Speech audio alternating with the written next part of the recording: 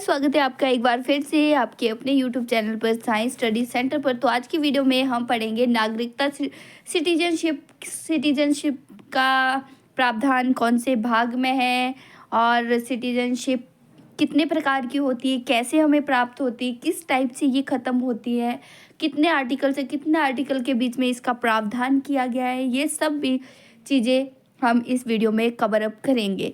ठीक है, दूसरे देश में जाने के लिए हमें किस चीज़ की ज़रूरत होती है, कितने साल हमें किस देश में रहना होता है, कितने साल बाद हमें नागरिकता मिलेगी, ये सारी क्वेश्चन का आंसर आपको इसी वीडियो में मिल जाएगा।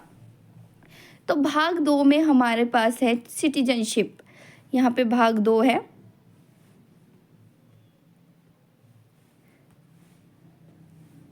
भाग 2 की अगर हम बात करें तो भाग 2 में जो है वो वर्णन किया गया है नागरिकता का, यानी सिटीजनशिप। हम भारत के नागरिक हैं, ये कहते हैं हम लोग कि हम भारत के नागरिक हैं, और नागरिक होने के नाते हमें बहुत सारी यहाँ पे प्रावधान मिल जाते हैं, जैसे फंडामेंटल राइट है, हमारे पास आधार कार्ड होता है, हमारे पास पैन कार्ड होता है, ये हमारी नागरिकता की निशानी है। और जब हम यहीं पे पैदा हुए हैं तब से हमें ये नागरिकता यहाँ से प्राप्त हुई। और भारत जो है एक ऐसी कंट्री है जहाँ पे एकल नागरिकता हमें प्राप्त होती है, यानी हम भारत के निवासी हैं, हमें राज्य के निवासी सर्टिफिकेट मिलता है। ठीक है, और हमें कोई भी ये हम एकल नागरिकता क्या है हमारे भारत में है, प्रावधान है। तो चलिए स्टार्ट करते हैं। कोई भी देश अपने मूल निवासियों को कुछ विशेष अधिकार देता है, इन अधिकारों को ही क्या कहा जाता है, नागरिकता कहा जाता है। भारत में एक ही नागरिकता है, हम केवल देश के नागरिक हैं, राज्यों के नागरिक नहीं बल्कि निवासी हैं।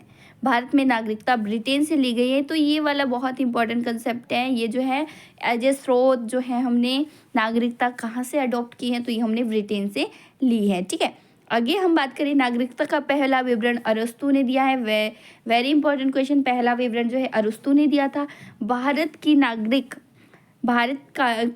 1955 के अधिनियम पर आधारित है नागरिकता। यहाँ पे नागरिकता आएगा, भारत की जो नागरिकता है 1955 के अधिनियम पर आधारित है।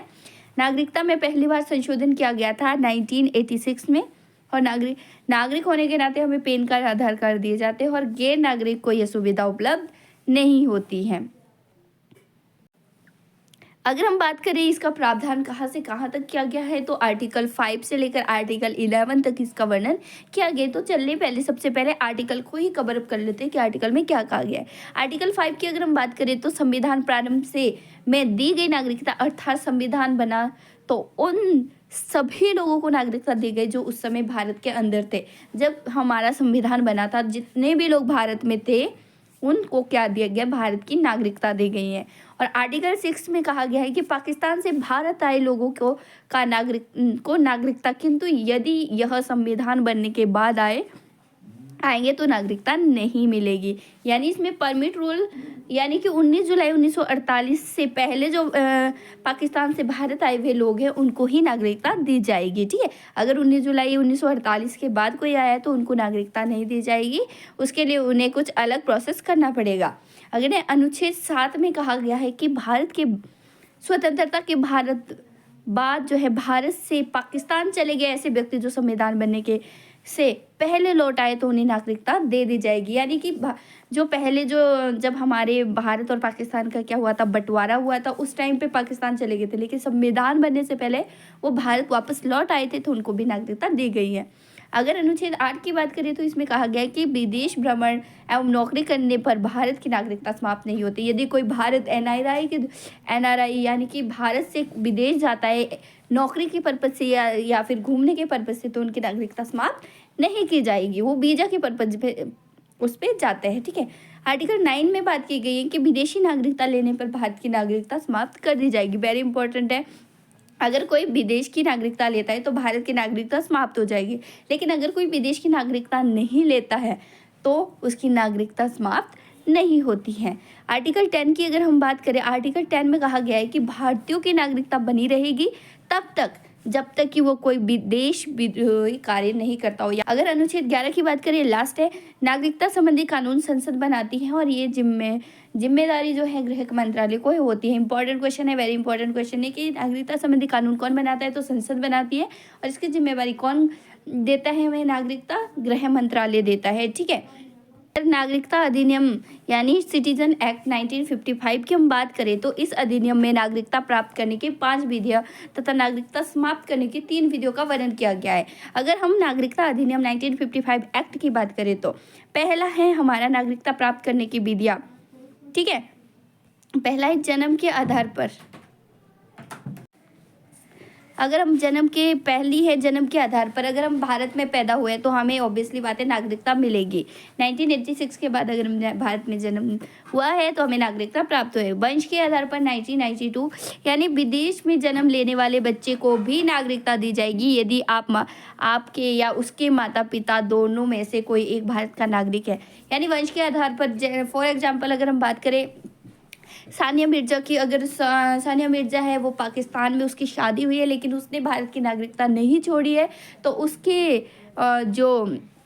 उसको जो है भारत की नागरिकता मिलेगी। या फिर अगर उसका बच्चा होगा कोई तो उसको भी भारत की नागरिकता मिल सकती है। अगर हम बात करें पंजीकरण की तो पंजीकरण रजिस्ट्रेशन के आधार पर भी हमें क्या है नागरिकता यानी सिटीजनशिप मिल सकता है। इस विधि द्वारा नागरिकता प्राप्त करने के लिए व्यक्ति को 7 साल लगातार भारत में रहना होगा और इस विधि द्वारा राष्ट्रमंडल देशों को नागरिकता दी जाती है। राष्ट्रमंडल देशों को नागरिकता दी जाती है, उन्हें क्या है भारत में सबसे मिनिमम जो है 7 ईयर रहना होगा। फिर है देशीकरण, ठीक है, यानी नेचुरल तरीके से, यानी वैसा व्यक्ति जो भारत में के कम से कम एक भाषा को जानता हो, ठीक है, कम से कम एक भाषा को जानता हो, भारत के प्रति सकारात्मक सोच रखता हो, वैज्ञानिक या कला में निपुण हो, साथ ही लगातार 12 साल तक भारत में रह चुका हो, उसे देशीकरण विधि द्वारा नागरिकता दी जाती है। यानी अगर कोई विदेशी व्यक्ति है वो कला या फिर आर्ट में अच्छा है और भारत के प्रति सकारात्मक विचार रखता हो और कम से कम एक यानी तो या तो इंग्लिश या हिंदी या फिर कोई भी एक लोकल भाषा का क्या हो ज्ञाता हो और वो 12 साल तक लगातार भारत में रह रहा हो तो उसको देशीकरण के आधार पर नागरिकता दी जा सकती है। अब आती है हमारी अर्जित भूमि, या फिर अगर हम इसको बात करें तो अर्जित भूमि ही है किसी विदेशी राज्य को भारत में मिला लेने पर वहाँ के लोगों को नागरिकता दे दी जाएगी। फॉर एग्जांपल सिक्किम की अगर हम बात करें तो सिक्किम को भारत में विलीन होने के बाद वहाँ के जो निवासी थे उनको भारत की नागरिकता दी गई थी। बांग्लादेश के परागना जिले को भी नागरिकता है, ठीक है। अगर इम्पोर्टेंट बात करें नागरिकता में पहला जो है संशोधन किया गया था 1986 में, दूसरा 1992 में और तीसरा 2005 में, चौथा 2015 में और पांचवा 2019 में संशोधन किया गया है। तो अभी तक 5 संशोधन जो है नागरिकता में किए गए हैं, ठीक है। अब हम बात करते हैं कि नागरिकता जो है कितने टाइप के लोग होते हैं, जैसे जो बाहर जाते हैं विदेशों में कमाने जाते हैं तो उनकी नागरिकता किस टाइप से बनी रहती है।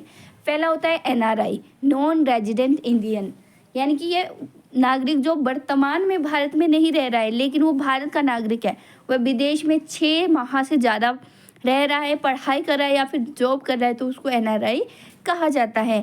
NRI बहुत सारे लोग हैं यहाँ पे NRI जो भारत से बाहर जाते हैं कमाने के पर्पज़ से, जॉब के पर्पज़ से, पढ़ाई के पर्पज़ से। अगला है हमारे पास ओवरसीज नागरिकता, इसे 2005 में लक्ष्मीमन सिंधुई समिति, याद रखना है लक्ष्मीमन सिंधुई समिति द्वारा जोड़ा गया था। ये बड़े बड़े उद्योगपतियों को दिया जाता है जो विदेशी नागरिकता ग्रहण कर लिए है। इस नागरिकता को प्राप्त करने वाला व्यक्ति बिना वीजा के भारत में आ जा सकता है, उसका वीजा आजीवन मान्य रहेगा। यानी यहाँ के बड़े बड़े उद्योगपति है जो भारत से बाहर रह चुके हैं और विदेशी देश की जो है नागरिकता ले चुके हैं, उनको एक कार्ड मिलता है ओवरसीज नागरिकता का, यानी कि वो उनका जो वीज़ा है लाइफ टाइम के लिए क्या रहता है अवेलेबल रहता है, वो कभी भी भारत आ जा सकते हैं। लास्ट है हमारा समाप्त किस टाइप से होती है। पहला है नागरिकता समाप्त होने की 3 शर्तें हैं। पहली, यदि कोई भी व्यक्ति विदेशी नागरिकता ग्रहण कर लेता है तो उसकी भारत की नागरिकता समाप्त कर दी जाएगी। पहला तो नॉर्मल है, यदि व्यक्ति भारत को नागरिकता अपनी इच्छा अनुसार छोड़ सकता है तो नागरिकता समाप्त हो सकती है। सरकार उस व्यक्ति की नागरिकता रद्द करेगा जब कोई व्यक्ति संविधान में आस्था न रखे, देश विरोधी कार्य करे, पागल हो जाए, धोखे से नागरिकता ग्रहण कर ले या बिना बताए लगातार 7 वर्षों तक विदेश में रह रहा हो तो उसकी नागरिकता क्या है स्वयं खत्म कर दी जाती है। अब हम बात करते हैं कि विदेश में जाने के लिए हमें किस चीज़ की ज़रूरत होती है, या फिर दूसरे देश में जाने के लिए, या फिर अपने देश से दूसरे देश में जाने के लिए किस चीज़ की ज़रूरत होती है। वीज़ा। फर्स्ट है हमारा वीज़ा। किसी दूसरे देश में जाने के लिए अनुमति की आवश्यकता होती है, इस अनुमति को ही वीज़ा कहते हैं। बिना वीज़ा हम किसी दूसरे देश में प्रवेश नहीं कर सकते। दूसरी चीज़ इंपॉर्टेंट होती है, वो पता है पासपोर्ट। अपने देश को छोड़कर दूसरे देश में जाने के लिए खुद अपने देश से भी अनुमति लेनी पड़ती है, जिसे पासपोर्ट कहा जाता है। अगर हम बात करें एनपीआर, नेशनल पॉपुलेशन रजिस्टर, ठीक है, इसमें राष्ट्रीय जनसंख्या रजिस्टर इसको कहते हैं। देश के निवासियों का एक रजिस्टर है। इसे नागरिकता अधिनियम 1955 और नागरिकता अधिनियम 2003 के प्रावधानों के आधार पर स्थानीय ग्राम पंचायत, तहसील, राष्ट्रीय स्तर पर तैयार किया गया। आपके परिवार कितना है और कौन व्यक्ति कहाँ रहते हैं, इस आधार पर एनपीआर बनेंगे। इससे जनसंख्या की गणना की जाएगी और एनपीआर के बाद जनगणना का सही आंकड़ा मिलेगा।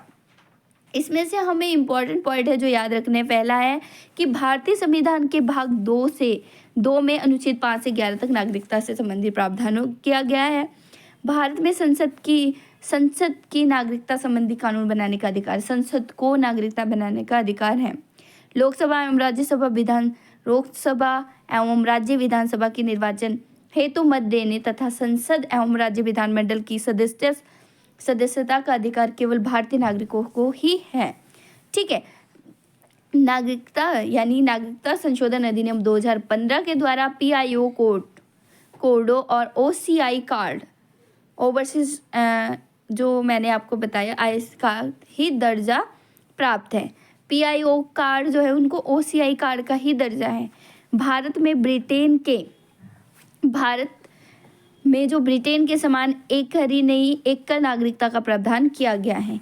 अमेरिका और स्विट्जरलैंड में दोहरी नागरिकता का प्रावधान किया गया है, लेकिन हमने कहा है ये जो एकल नागरिकता का प्रावधान है वो ब्रिटेन से लिया है। नागरिकता संशोधन अधिनियम अगर 2019 के तहत की बात करें तो उसके तहत बांग्लादेश, पाकिस्तान, अफगानिस्तान में आने वाले हिंदू, सिख, बौद्ध, जैन, फारसी और ईसाई से संबंध रखने वाले को भारतीय नागरिकता देने का प्रावधान है। अगर हम बात करें अमेरिका का राष्ट्रपति बनने के लिए जन्म से ही अमेरिका का नागरिक होना जरूरी है, लेकिन भारत में ऐसा कुछ भी नहीं है। भारत का राष्ट्रपति बनने के लिए ऐसा कोई प्रावधान नहीं है कि वो भारत का ही नागरिक होना चाहिए। ठीक है, तो ये थी हमारा भाग 2, और भाग 2 में सिटीजनशिप का वर्णन किया गया है। इसमें अनुच्छेद 5 से लेकर 11 तक इसका प्रावधान किया गया है। फिर हमने नागरिकता अधिनियम 1955 पढ़ा, जिसमें हमने बताया कि कितने टाइप से आप जो है नागरिकता ले सकते हैं। एक तो जन्म के हिसाब से, वंश के आधार पर, पंजीकरण के आधार पर, देशीकरण के आधार पर, और अर्जित भूमि अगर कोई आ जाती है भारत में तो उसके वहाँ के नागरिकों को क्या है, नागरिकता दी जाएगी भारत की। फिर हमने एनआरआई के बारे में पढ़ा, ओवरसीज नागरिक के बारे में पढ़ा। फिर हमने पढ़ा कि कितने टाइप से ख़त्म होती है, किस टाइप से ख़त्म होती है भारत की नागरिकता, और फिर पढ़ा कि विदेश में जाने के लिए या भारत में आने के लिए किस चीज़ की ज़रूरत पड़ती है।